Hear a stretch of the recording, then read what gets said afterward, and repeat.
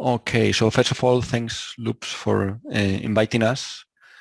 So today we'll be talking about one specific application of artificial intelligence that is on safety critical systems, what we call also high integrity systems.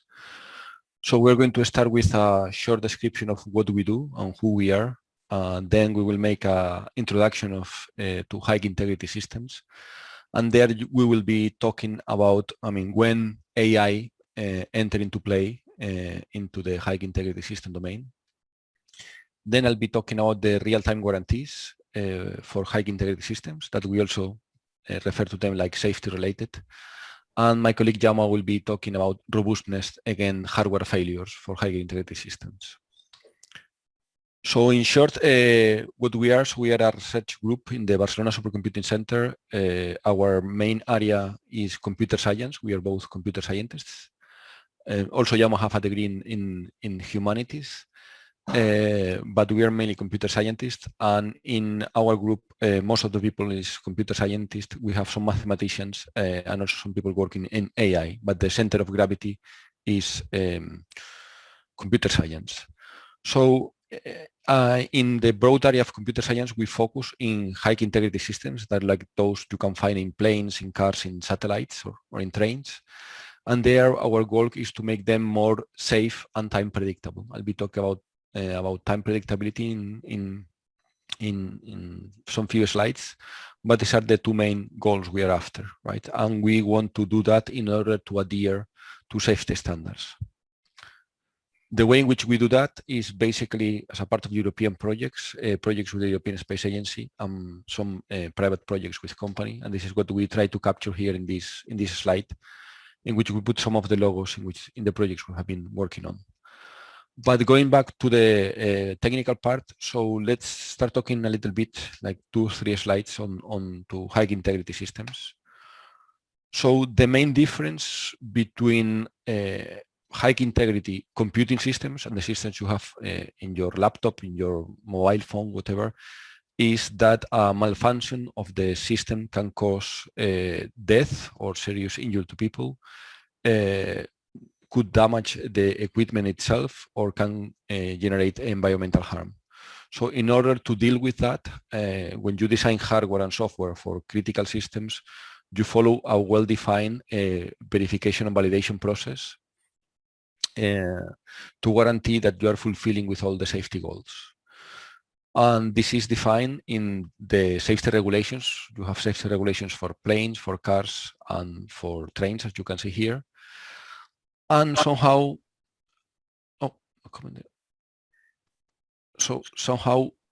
let's say our life and the life of the people doing artificial intelligence was disjoint lives, right? So let's say until 5 years ago, something like that, there was no much interest in the AI, but then things start changing.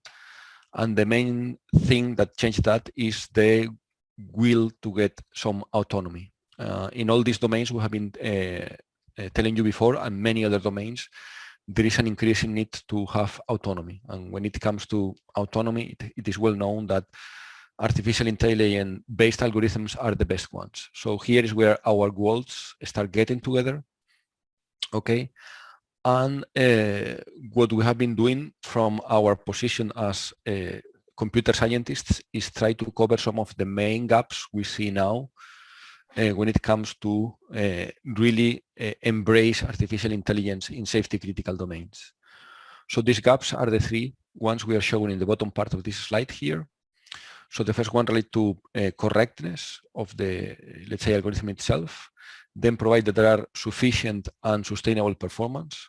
And then we need to make sure that in case of a hardware failure, the systems react in a nice manner. So regarding the first topic, somehow this mainly relates to something that is not our area of expertise. This mainly relates to artificial intelligence. Here we need to deal with topics like explainability, traceability, and all this is something that we are not covering today. I mean, it is likely covered by some other people in the forum in which you normally participate. And the 2 challenges we are addressing today, or what we are showing today, relate to sufficient and sustainable performance. and the one is related to sources of failure. So the first one is going to be covered by me. And here the main idea is that when you have AI algorithms, you cannot use standard hardware. I mean, if you think in the hardware on the computers you have in a plane and a car, until very recently, this hardware was very, very simple. But in order to run artificial intelligence algorithms in real time, you really need to use high performance hardware. And when you use something that is high performance, it brings a lot of complexities. And this has been changing completely the way in which you certify software. Okay, I'll be talking about that. And then Jaume, if you can say some few words about the robustness part you're going to cover. Yeah, I mean, the thing is that these systems have a strong needs for not failing, of course. And normally this is achieved with following a specific process for the development, the verification, and the validation of the system. This has worked quite well so far with the, let's say, simple control systems that have been used so far. But when you put the artificial intelligence into the equation and these algorithms are data dependent in their design and they are stochastic in nature, this clashes completely with the nature of a typical control systems in automotive, in avionics, in space. And this brings a challenge on how to manage faults, how to realize whether you had a fault and whether you have to react in any specific manner. Mm-hmm. So I will be covering this topic later. Okay, good. So if we move to the real-time part, so the main element here to start with is that when you are in a safety critical system, in a high integrity system, there are two things that matter. First thing is, of course, that you are functionally correct. I mean, if you are detecting objects, you need to, of course, detect that the objects that appear in a correct manner. The second thing is timing. What I mean here is that you need to provide your predictions in time, because if it takes you longer than expected, maybe that you can correctly recognize that there is an object, but if you take longer than expected, there could be not enough time to react to the appearance of this object. So the main challenge when it comes to AI is that so AI requires massive amount of computation. So we were used in the past to have very simple hardware specifically designed for this domain, and now this is changing. This hardware cannot provide the performance you need, and the people is willing to use hardware that you may have in laptops, in tablets, in mobile phones, and this increase a lot of complexity, right? So the processes you have been following to design hardware and to assess that the software runs timely on that hardware have changed completely. And so what we have done to exemplify this claim is that we take Apollo, that is an autonomous driving framework designed mainly for automotive. And we take each of the different phases you can see here, and we measure, we run this in a given computer, and we were measuring the execution time of each of these modules here. So as you have the car running, we were measuring the duration, the end-to-end duration of every of these modules. And this is what we are going to be reporting. And what is happening is what you have here. So what you have here in this chart, basically in the y-axis, you have execution time, right? And here you have a box plot showing, typical statistics. You have the mean, the average, then you have the maximum, the minimum. And what you can see here is that across different modules, you have huge variability. While for you, for example, here, I don't know, we go from 50 to 350. So this is really a lot of variability. And what you have to have in mind is that prior to artificial intelligence, people in this domain was used to this type of distributions here in the middle, or even much more narrower distributions, in which basically hardware was so simple, software was so simple, that when you measure the execution time of a piece of software, you were always observing either the same behavior or very small variations around this behavior.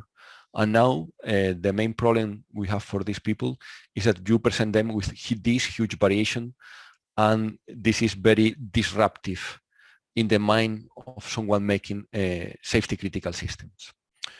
So we need to deal with this, and the way we have been pushing in the last few years to deal with this is we need to move from causal models, that is what they are using, to probabilistic models. So in the past, what the community in this domain have been doing mainly is providing a single value that is an upper bound to the execution time. And our message here is that the systems are becoming so much complex.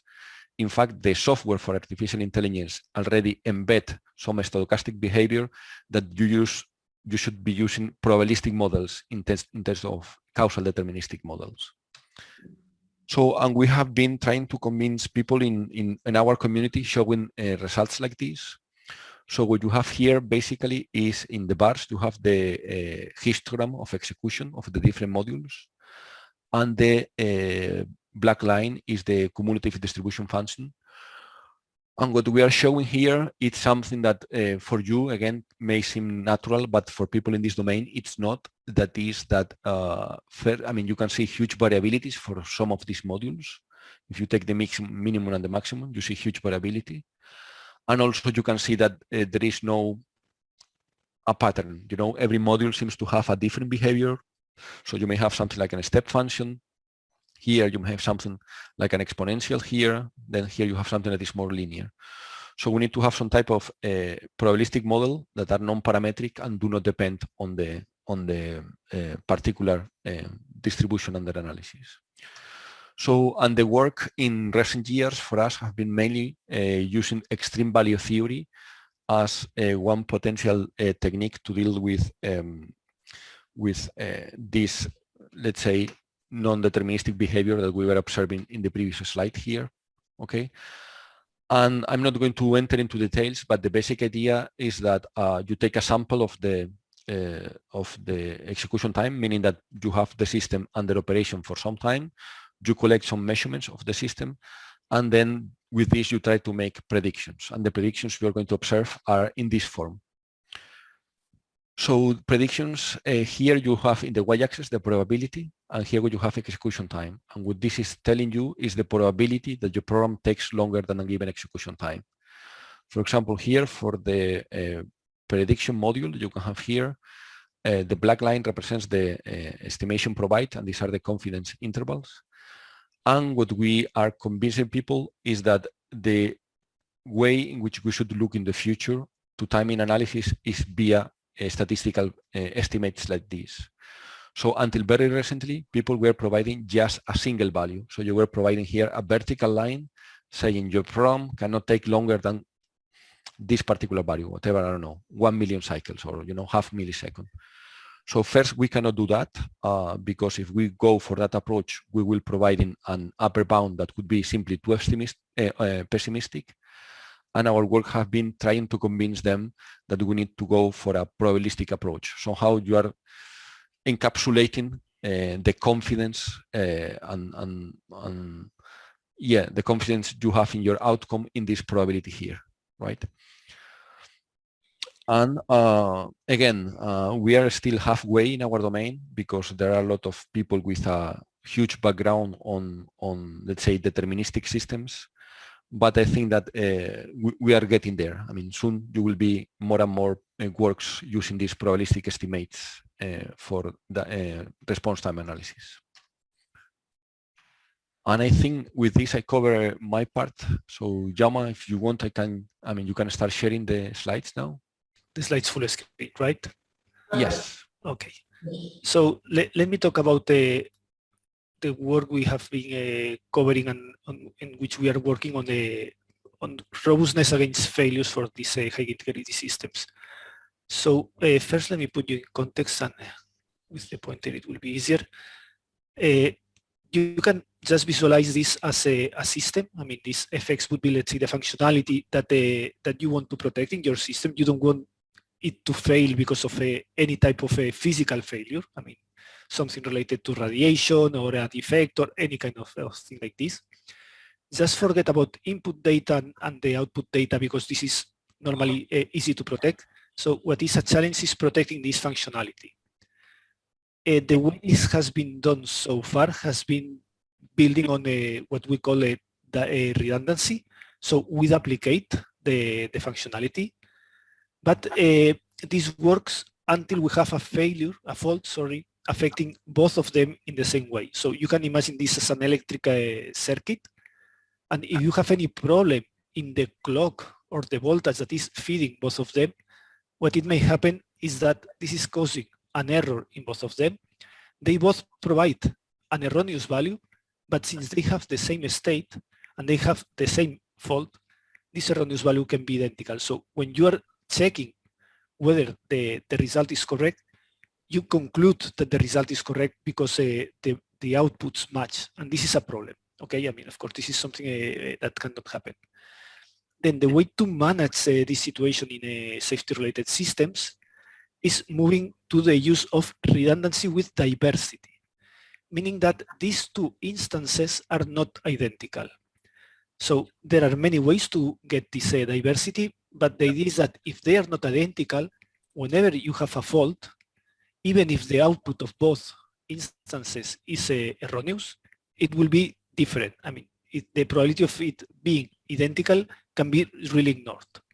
So basically, since they are different, you will be able to detect, and then you will be able to put any safety measure you need in place to avoid this to be, let's say, to cause an accident in your system. So this is what has been done so far, and this is the typical solutions that we have for systems not based on artificial intelligence. So the idea is that your system can be fully specified. You can really determine when the outcome of your system is right and when it is not. You can realize this diversity in many manners. I mean, you can imagine just using a different fabrication for your circuit. You could be doing exactly the very same thing with some time shift, so the state of your system at any time instant is different. So if you have the same fault, it will just occur with when the two instances of the system have a different state and the effect is different. So there are many ways to manage this. The challenge with AI systems is that they are no longer deterministic. They are stochastic and they are also data dependent. So the first thing that you realize is that it is hard, if at all possible, many times, to tell whether the output of your system is right or wrong. Meaning that you can compare the output of your two instances, but you could have the risk of simply because of the intrinsic diversity cause some differences that are not, let's say, changing the semantic output of your system, but could allow you to tell that that they are different and that you think that this is a failure, and it is not. Okay, so the idea is that we'll show you how you can use these properties of AI to smartly realize diversity in the context of these safety-related systems. Sorry. So the first idea that can come to your mind is the fact that you could, for instance, use two instances of your system that in their design they are identical, but which you train with different sets of data. Okay. The idea is that these sets of data, of course, they should contain the same information because you are trying to solve the very same problem. So you can go for a random partition of the data. You don't want to create any bias that can lead to systematic differences. What you want is that your two instances of your system are doing the same functionality, but they are not intrinsically identical. So that if you have a fault, the fault will have a different effect on both of them.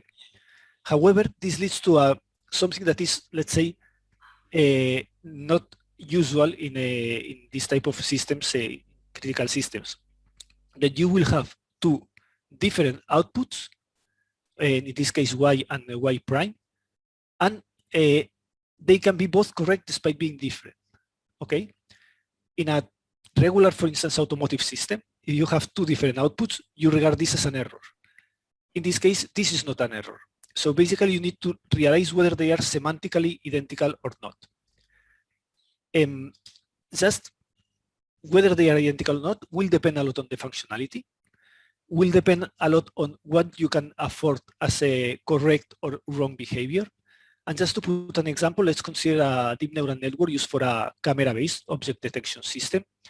So basically, if you have your two systems detecting two different objects, you will have to compare, for instance, the bounding boxes of these objects to see to what degree they overlap, the object types, whether they are detecting the same object type or a compatible object type in a sense. I mean, for instance, in the context of a car, classifying an object as a car or as a truck may not bring any meaningful difference.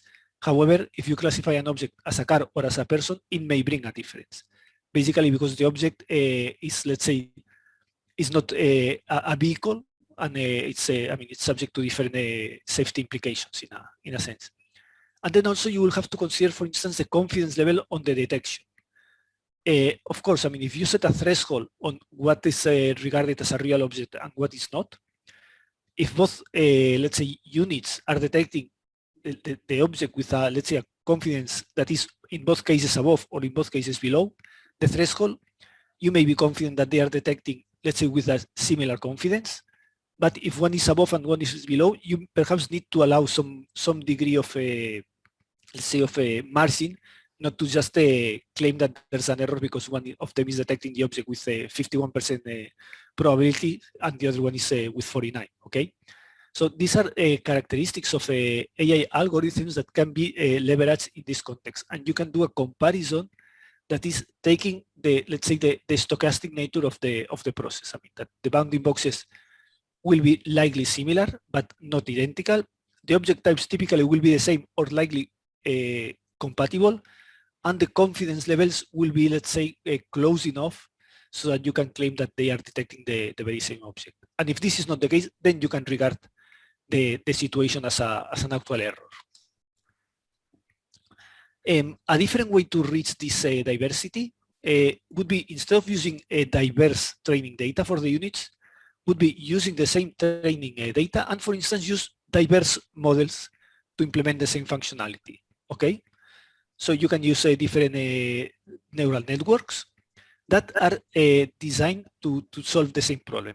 You can train with the same data, for instance, and you can apply the very same process that I was discussing for the case with diverse data. So basically, you will have two functions providing two different outputs, and you need to resort to this semantic analysis of the outputs to basically conclude whether they are providing the same output or not, and then classify the output as correct or erroneous. Okay. So there are different also alternatives.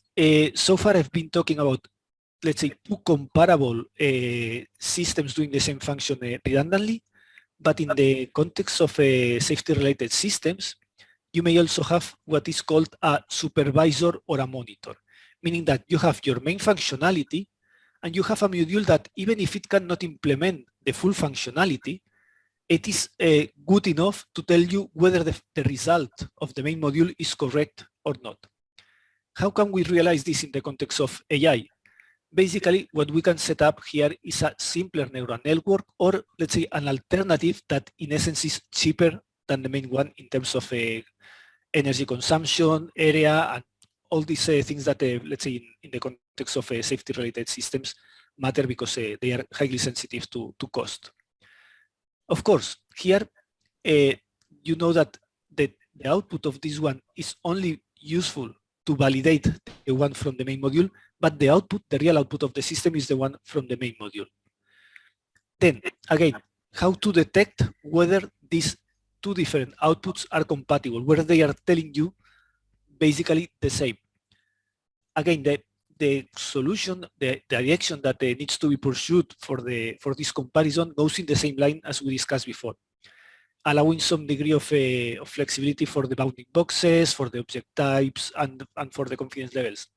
But in this case, we know that this one is simpler and likely is less accurate and may have, let's say, may bring some more variability in its outputs.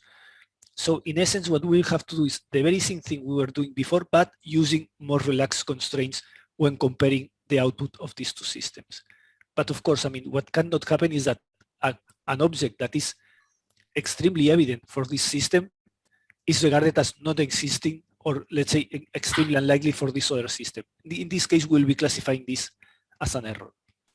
Of course, I mean, this implies that the design of these two modules and the data used for training and the validation process must be really careful, because you don't want this to be reporting constant errors that in reality don't exist. You want this to be able to detect when this one is really misbehaving. How to realize the supervisor? There are many ways. I mean, there is not a strict rule on how to do this. You really want to save cost. For instance, in automotive systems, cost is one of the main drivers. And different ways that you could realize this. For instance, you could use a simpler model for your network. Or for instance, you could use the very same model, but use a lower precision arithmetic, or even approximate arithmetic, or even use, let's say, some lower voltage to save power, even if this makes the system to fail sporadically. Okay, so there are many ways to realize this supervisor, but the idea is that those modifications will typically lead to lower accuracy. Of course, I mean, since you are investing less resources, typically you get less accuracy, and then you need some more flexibility for the comparison with the output of the main module. And of course, I mean, you can do any combination thereof. I mean, you can just use different models with different training data. This is good because it increases the sources of diversity, so the likelihood of having a fault that is causing the same error in both units is even lower. Disculpa, no sé si me estás escuchando, pero es que estamos casi al final. No sé si, sí. Un minuto más. Yes, no, I'm almost done. So basically, I mean, you can combine these different models. I mean, with different training data. Of course, you may have higher discrepancies, or you can do the same things for the supervisor. I mean, and these are situations that can overall be managed. Okay. So just to summarize, we've seen that the AI-related software is becoming mandatory for self-related systems because of this autonomy that is needed. And this brings issues in the area of timing that need to be approached from a probabilistic angle, and in terms of the redundancy and diversity fundamentals, which ultimately change and need also some stochastic reasoning on what's correct and whether you have the same output for your redundant units. And just here, these are our funding sources that I have to show for you.